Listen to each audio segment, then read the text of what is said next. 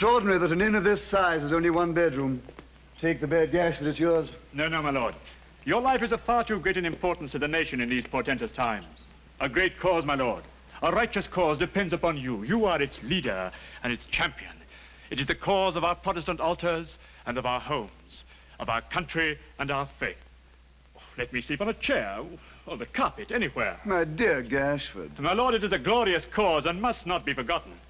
My lord, it is a mighty cause and must not be endangered. My lord, it is a holy cause and must not be deserted. It is a holy cause. Amen. John Gruby, his lordship said amen. I heard, me lord, sir. You surprise me, Gruby, at a crisis like the present, when Queen Elizabeth, that maiden monarch, weeps within her tomb, and Bloody Mary, with a brow of gloom and shadow, stalks triumphant. Sir, what's the use of talking of Bloody Mary under such circumstances at present, when my lord's wet through and tired with hard riding? What do you say, Gashford? Shall we tarry at this house or press forward? You shall decide. I would submit, my lord, that your health and spirits, so vital to our great cause, our pure and truthful cause, require refreshment and repose. So be it, Gashford. We shall stay. I came to say good night, Uncle. Good night, child.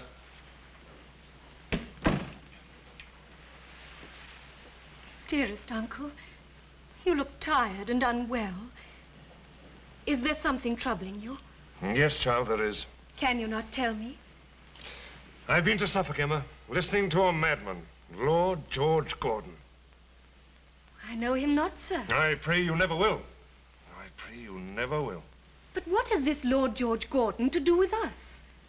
Politics are not a woman's world. Such things are best left to men. But dangers are likely to fall upon us. Oh, you alarm me, Uncle. You remember, child, that I spoke to you of the harshness against the laws against us who are Catholics? I do. And you will recall that I said that there were certain liberal-minded men, Mr. Burke amongst them, who wanted the harshness of the code mitigating? Indeed, I do. You know that a year or so back, they succeeded in having passed through Parliament a bill granting us the right to live and breathe, to practice our religion. Indeed, Uncle. I remember your great joy on that day. I spoke, too, of a certain organization who sought to oppose the passing of that bill, the Protestant Association. Dolly and I have often laughed about it. Mrs. Varden attends their meetings. A madman has arisen and become their president. He seeks in the name of that organization to repeal the act and is rousing the mob to present a petition to Parliament. But he cannot go against Parliament and what is the law, surely. No popery. With those two words, I've tonight seen an ignorant and unhappy people roused. They know nothing of what the repeal of the act means, but no popery is the cry that is going to right all their wrongs. No popery is the cry that is going to give them food, shelter, clothes, work, and drink. No popery is the cry that's ever going to throw a government that hangs a woman for stealing a loaf of bread and then leaves her children to starve in the streets. No popery is the cry that is going to make England paradise on earth. And so ends, my lord, the blessed work of a most blessed day. A most blessed day indeed. The Protestants of Suffolk are godly men and true. Though many of our fellow countrymen have lost their way in darkness, theirs is the light and the glory. Did I move them, Gashford? Move them, my lord. They cried to be led out against the papists. They vowed deep vengeance on their heads. They roared like men possessed. But not by devils. It would be most irreligious if it were so, my lord. Though there certainly were some plaguey, ill-looking characters amongst them. Indeed. But when you warmed to that noble outbreak, my lord, when you cried, "Perish the Pope and all his base followers, the penal laws against them shall never be abolished whilst Englishmen have hearts and hands." What greatness, my lord, when a word from you could rouse or still the tumult. What power is there like that of my Lord George Gordon? It's a great power. You're right, it is a great power. But, dear Gashford, did I really say all that? And much more that is bold. Our cause is boldness. Our cause is of the true religion. It's a proud thing, my lord, to lead the people on. They may cough and jeer and groan in Parliament and call me fool and madman, but which of them can raise this human sea and make it swell and roar at pleasure? Not one. Not one, my lord. And as we are honest, true, and in a sacred cause, and are the only men to care for the people, we will uphold them to the last, and will raise a cry against these un-English papists that shall re-echo through the country and roll with the noise of thunder, I will be worthy of the motto on my coat of arms. Called and chosen and faithful. Called by heaven. I am. Chosen by the people. Yes. Faithful to both. To the scaffold.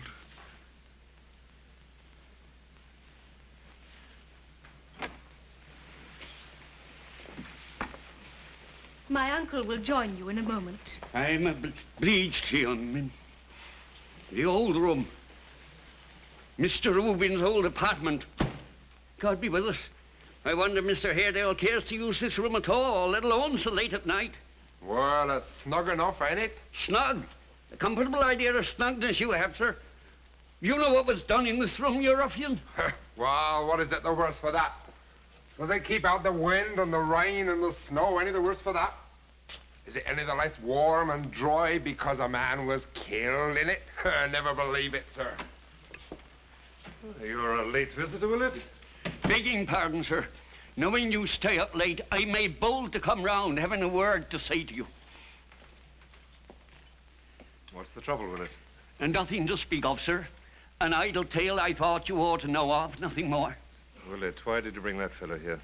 Well, he's a good guard, you see, sir. Don't you be too sure of that, I doubt it. He has an evil eye. There's no imagination in his eye, certainly, sir. Wait in the corridor, friend, and close the door between us. Yes, master. Be careful with that lantern, man. You swing it like a censer. Yes, master. Now, what is this tale, Willett? Solomon Daisy, sir, having forgotten to wind the church clock, went back to do it tonight, not being mindful of what night it is. The 19th of March. It's his story, sir, that he saw a ghost. A ghost? Of Rudge, the steward, sir. A foolish story. He would have it, sir, that there's some reason why Rudge will not rest his soul in peace.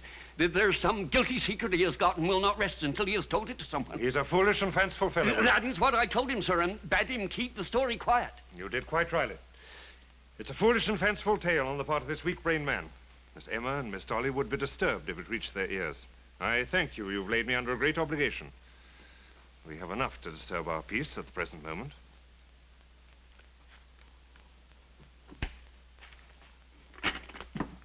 No popery, Varden, no popery. I am a Protestant or I am nothing. You're a foolish woman, Martha. Certainly, of course I am. I know that, thank you, Varden. Master must join the association, mustn't he, Mim? There, Varden. If Miggs can fling her wages in the face of the Pope and bruise his features with her quarter's Oh, money... Mim, don't allude to that. Such sacrifices as I can make are quite the widow's mite. It's all I have, but it's made up to me in other ways. It's well made up. You needn't cry, Miggs. You needn't be ashamed of it. It's the master, Mim. I know the master hates me, Mim. And if it is the master's wish that him and me should part, then part we must. It'll be a hard trial to part from such a missus. But I'll put up with any suffering, Mim, rather than stay with the master when I know he hates me. Can you bear this, Varden? Well, not very well, my dear, but I'm trying to keep my temper. Don't have happy words on my account, Mim. It's much the best that we should part. I wouldn't stay. Oh, gracious me, and make dissensions. Not for an annual gold mine and found in tea and sugar. There, Varden. What's the girl crying for? I don't hate her. Dry your eyes, Miggs, and make yourself agreeable for heaven's sake, and let's all be happy while we can. Oh, Mim, the master's talking of us being happy, and the Pope sending an army to slaughter us all. You're an ignorant girl. Who put these foolish ideas into your head? Because a few of your friends are allowed to practice their religion, and in lawful peace and quiet it can mean no harm to anyone? The master mustn't talk like that. Really, he mustn't. Must he, Mim? He must think of the Spanish Inquisition what's a-coming. He must think of the burning at the stake. He must think of Smithfield Market, where there'll be nothing but the burning flesh. He must join the cause, mustn't he, Mim? Join the cause and repeal of the Catholic Relief Bill before it is too late. We're only trying to save him, aren't we, Mim? No popery, Varden, no popery. Join the cause. How do our numbers stand since last enrolling night? Are we really 40,000 strong? Our total now exceeds that number by 103. The funds? Not very improving, but there is some manner in the wilderness, my lord. The United Link boys, 3 shillings. The anti-popish prisoners, Newgate, 5 and 4 pence. Dennis the hangman, 1 shilling. That Dennis is an earnest man. Oh, a good man. A zealous, staunch, sincere man. He should be encouraged. Make a note of Dennis. I will, my lord. The Friends of Liberty, half a guinea. The Friends of Peace, half a guinea. The Friends of Mercy, half a guinea. The United Bulldogs, half a guinea. The United Bulldogs? I'm informed, my lord, that they were formerly the Prentice Knights. Ah, their president's name? The president? Oh, Mr. Simon Tappertit. I remember him. An earnest man. One of the foremost of them all, my lord. He snuffs the battle from afar and makes stirring speeches from the shoulders of his friends. Make a note of Tappertit. We may advance him to a place of trust. And that's all, my lord, except for Mrs. Varden's box, 14th time of opening, 7 and 6pence in silver and copper, and half a guinea in gold. And Miggs being the saving of a quarter's wages, 1 and 3pence. Gashford? My lord? Oh. You don't think these people will desert me when the hour arrives? I have spoken boldly for them, ventured much. They'll not fall off, will they? No fear of that, my lord. Be assured there is no fear of that. I have cast away friends, relatives, everything for this unhappy country's sake. Forsaken of God and man, delivered over to a dangerous league of popish powers, the prey of corruption, idolatry, and despotism. To God, the country, my lord.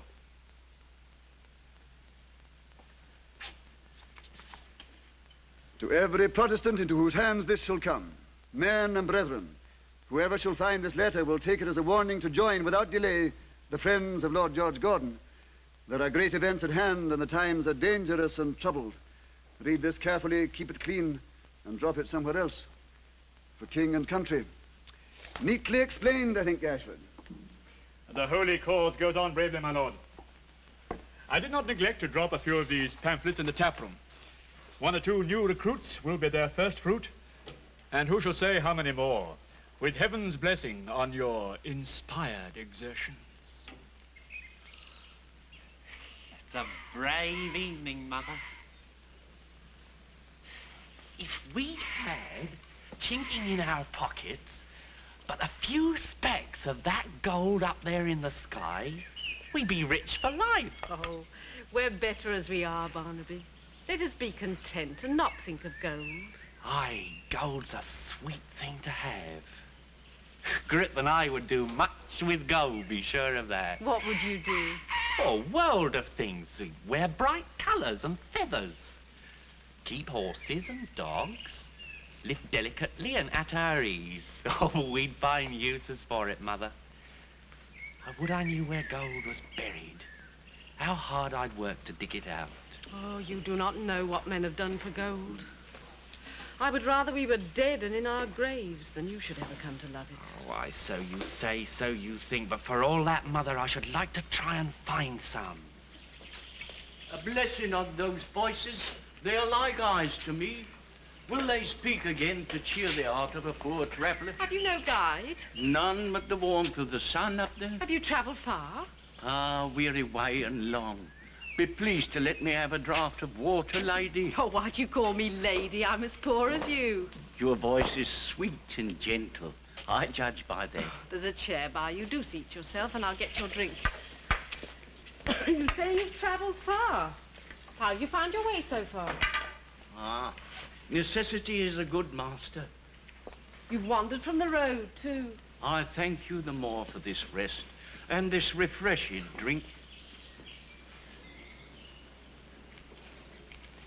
Might I make bold to ask that one who has the gift of sight will lay this out for me in bread to keep me on my way?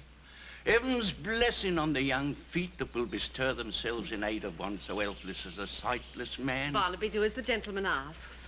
Oh, Gret and I will fly in a second.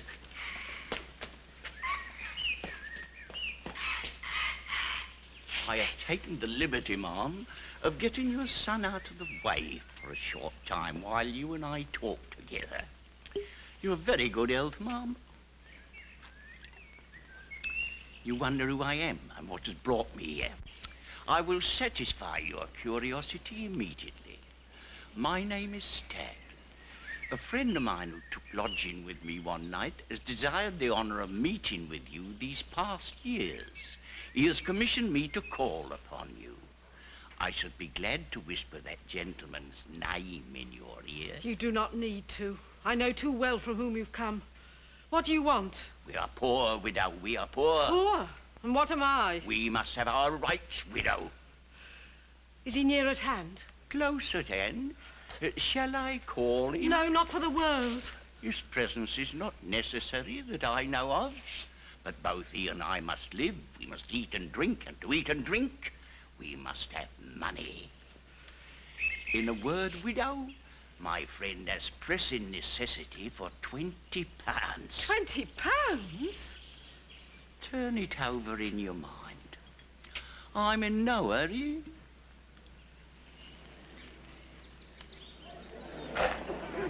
No popery! No popery.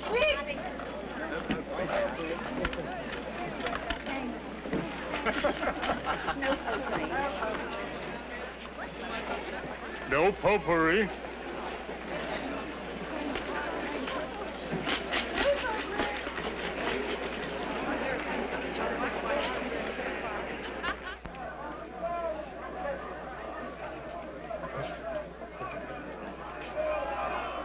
Good luck, Lord George. They're calling for you, my lord. No popery! No popery, gentlemen!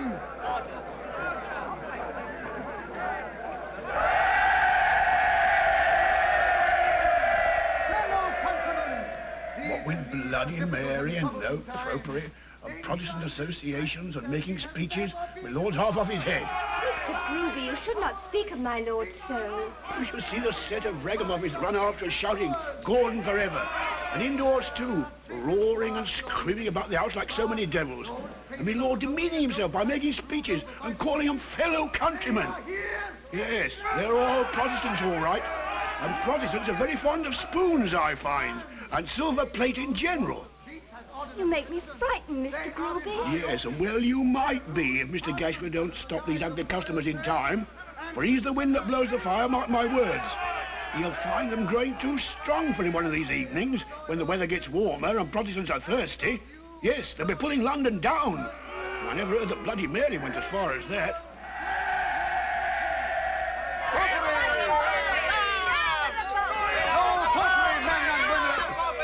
Dennis! Oh, Lord George, what's in the wind now, eh? Are we to be under orders to burn and pull down Popish chapels? You're an earnest man, Dennis. Go and talk with Mr. Gashford. I have business at Westminster. Oh, my lord. You're all going to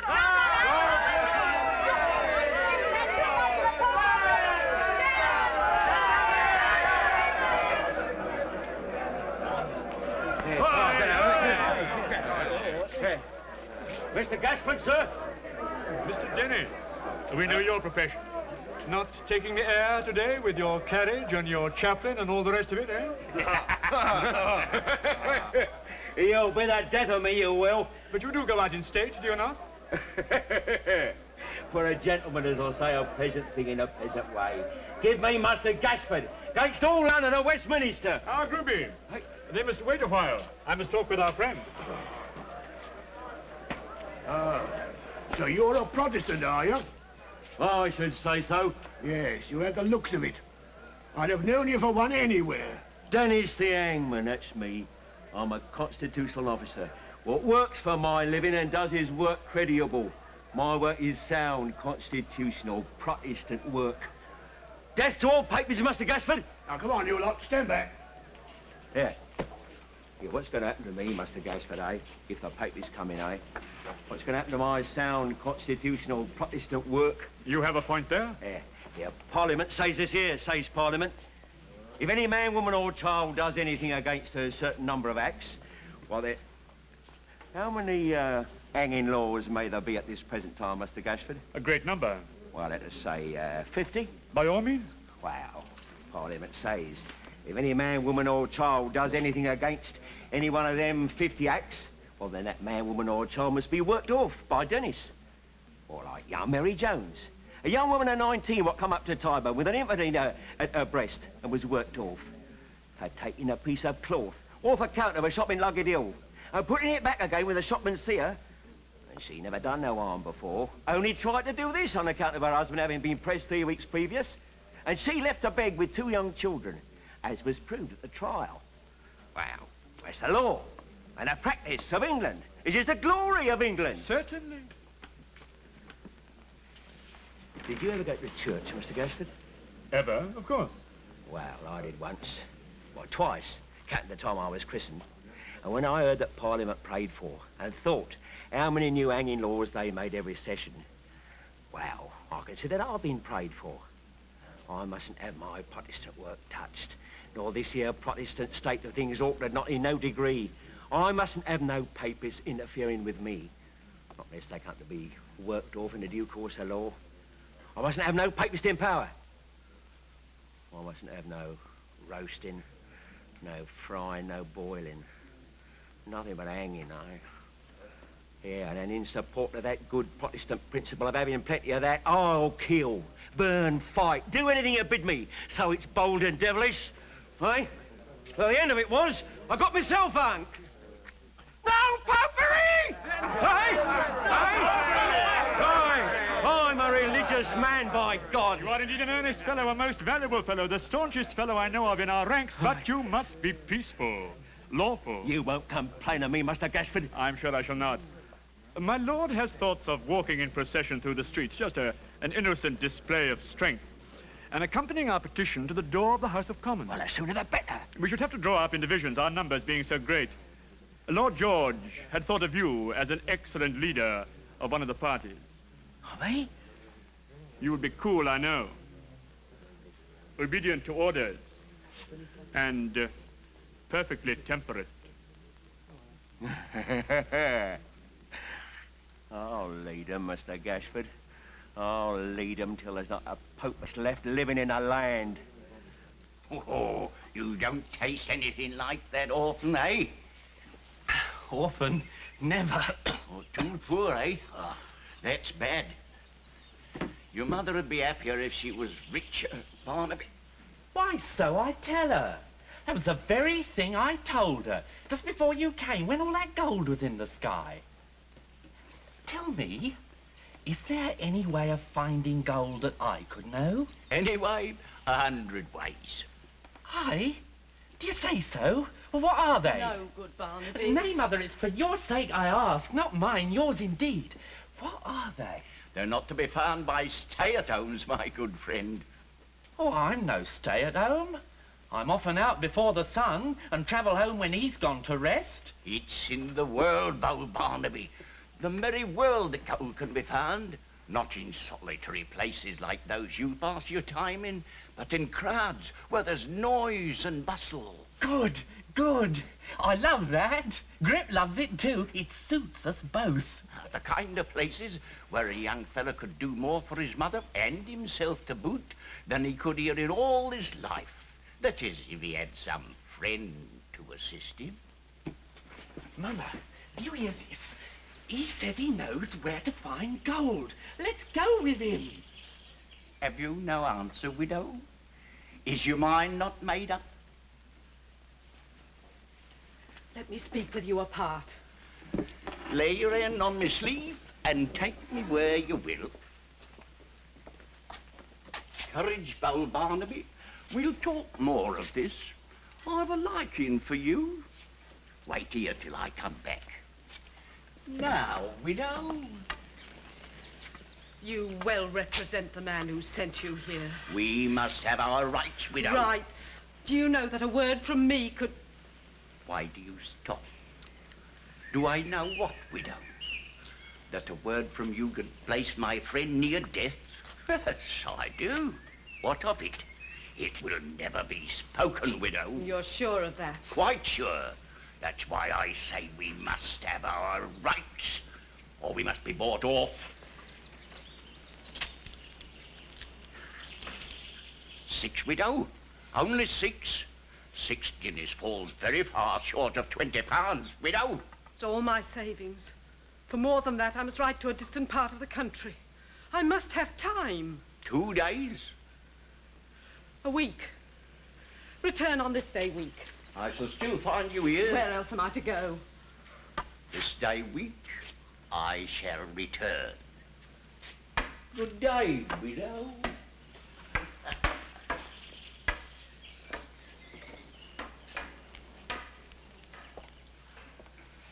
Mother? Where's the blind man? He's gone. Gone? Why, Oh, where, Mother? I must have more talk with him. He knows where to find gold. Well, which way did he go? He talks foolishly. If he knew where to find gold, would he be so poor himself? But he said he knew. Yes, child, he said he I knew. must find him. No, Barnaby, you must not go out today. There are ghosts and dreams abroad. Aye?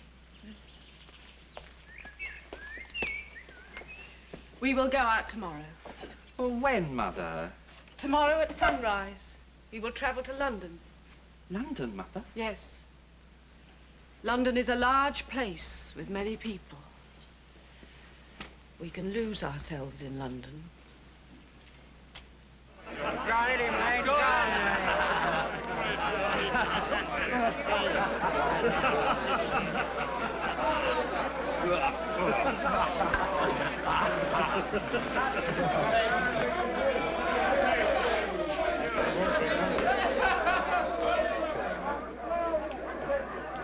No potpourri. No potpourri.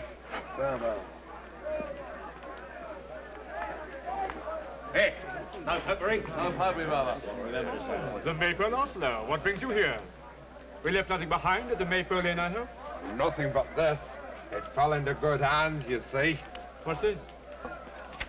Where do you get this from, my good fellow? What does it mean? I don't understand this at all. Well, it tells the man that finds it to come here, don't it? Well, I'm no scholar myself, but I showed it to a friend and he said it did. It certainly does, my good friend. Well, then, I'm a no potpourri man and ready to be swore in. Put him on a roll, Mr. Gashford. No potpourri, brother? No potpourri. Fine. No potpourri.